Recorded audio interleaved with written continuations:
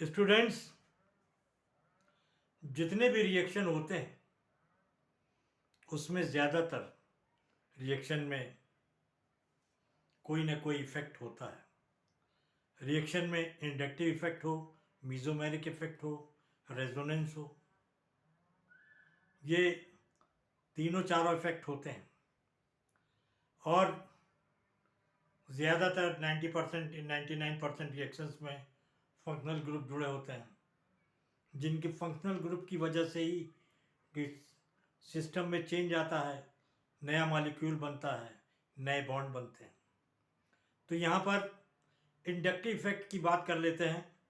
Inductive effect भी मीज़ोमेरिक effect की तरीके से है, लेकिन बस कंडीशन ये है कि इंडक्टिव इफेक्ट में कॉन्जुगेटेड सिस्टम हो तो ठीक और ना हो तो ठीक, ये काम करता है।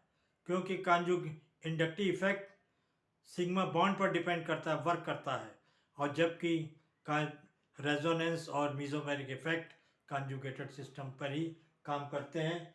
Single bond, double bond, single bond, double bond, लेकिन ये सिर्फ सिग्मा बॉन्ड पर ही काम करता है अगर कॉन्जुगेटेड सिस्टम ना हो। इसके लिए कॉन्जुगेटेड सिस्टम की ज़रूरत नहीं।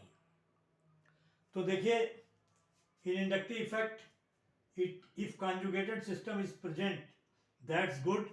If conjugated system is not present, that is also good, because inductive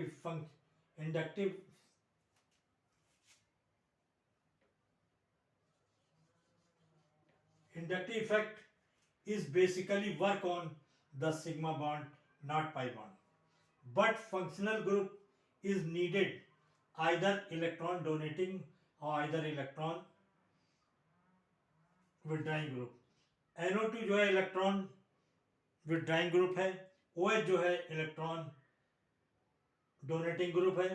electron donating group जो है पॉजिटिव इंडक्टिव इफेक्ट शो करते हैं, और इलेक्ट्रॉन विड्राइंग ग्रुप जो है निगेटिव इंडक्टिव इफेक्ट करते हैं। निगेटिव और पॉजिटिव क्यों हो जाता है? पॉजिटिव इसलिए हो जाता है कि ये X है, X मान लीजिए फंक्शनल ग्रुप है। जब अगर ये इलेक्ट्रॉन विड्राइंग ग्रुप है तो ये इलेक्ट्रॉन इधर से अपनी तरफ खींचेगा। Carbon 1, carbon 2, carbon 3, carbon 4, carbon 1 पर पॉजिटिव चार्ज, सेकेंड पर positive charge, delta positive charge आ जाएगा। और जैसे कि Y जो है डोनेटिंग ग्रुप है, जब ये इलेक्ट्रॉन पुश करेगा तो यहाँ पर निगेटिव इलेक्ट्रॉन डेंसिटी बढ़ जाएगी, निगेटिव चार्ज मतलब होगा। लेकिन एक चीज़ आपको याद रखनी है कि C1 से C2 C3 तक ही इंडक्टिव इफेक्ट काम करता है।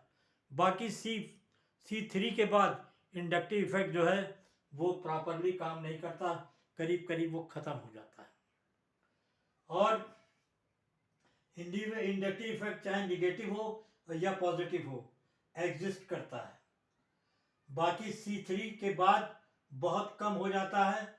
इलेक्ट्रॉन विड्राइंग ग्रुप अपने एडजेसेंट कार्बन से इलेक्ट्रॉन को अपनी ओर खींचता है। इससे सिस्टम पर इलेक्ट्रॉन डेंसिटी घटती। सिस्टम पर क्या है? इलेक्ट्रॉन डेंसिटी, यहाँ पर देखिए इलेक्ट्रॉन डेंसिटी घट रही है, इलेक्ट्रॉन घट रहे हैं, पॉजिटिव चार्ज आ रहा है।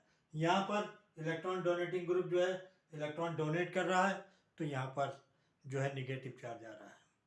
तो मुझे उम्मीद है कि आपको जो है क्या बोलते हैं, और चीज़ बताऊँ मैं आपको, ये C1 C2 और ये X लगा हुआ है, ये फंक्शनल ग्रुप है, और ये इसका सिस्टम कहलाता है, इसका सिस्टम कहलाता है। और देखिए ये बेंजीन है, इस पर कोई फंक्शनल ग्रुप लगा, सपोज कर लीजिए OH, तो OH जो है फंक्शनल ग्रुप है,